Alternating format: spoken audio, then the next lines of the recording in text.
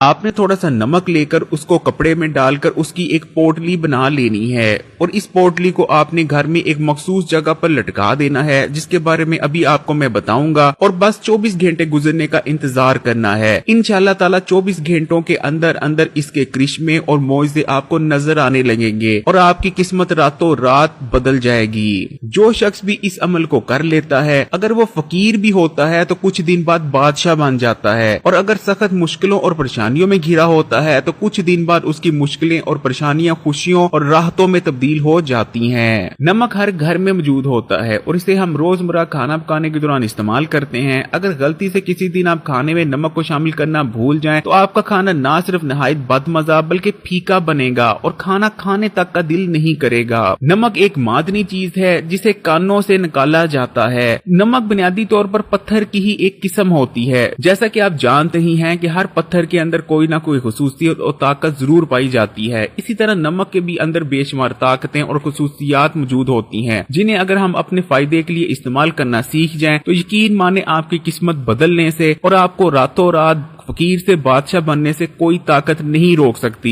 इस अमल को करने के लिए बस आपको थोड़े से नमक और एक छोटे से कपड़े की जरूरत होगी, जो कि तकरीबन हर घर में ही मौजूद होगा। यानी ये अमल हर कोई आसानी से कर सकता है। इससे पहले कि ये मैं बताऊं कि आपने इस अमल को करना कैसे है, मैं इस अमल को करने के आपको 7 बड़े फायदों के बारे में बता देता हूँ। नंबर 1, घर में मनहूसियत का खात्मा हो जाएगा और हर तरफ बरकत छा जाएगी। बेबरकती जड़ से खत्म हो जाएगी। अक्सर बहनें शिकायत करती नजर आती हैं कि हमारे घर में बरकत नहीं बल्कि मनहूसियत है। जितना मर्जी घर में रिज़्क आ जाए, पैसा आ जाए, लेकिन बेबरकती उसमें पड़ जाती है, तो ये मसला जड़ से खत्म हो जाएगा। नंबर 2, जादू और असेब। अगर खुदा न खास्ता आप पर किसी ने जादू करवा रखा है या आपके घर पर किसी ने जादू करवा रखा है तो इस अमल की बरकत से घर पर होने वाला जादू बिल्कुल बेअसर और बेकार हो जाएगा और जादू आपको कोई नुकसान नहीं पहुंचा पाएगा। और अगर घर में कोई असेब होगा तो वो भी बेअसर होकर घर से भाग जाएगा। नंबर 3, कर्ज से निजात। अगर आप पर कर्जे चढ़े हुए हैं तो इस अमल की बरकत से कुछ ही दिन में आपके पास ऐसे असबाब पैदा होंगे कि आपके पास इतनी दौलत और इतना पैसा आ जाएगा कि आप पर चढ़ने वाले तमाम कर्जे उतर जाएंगे।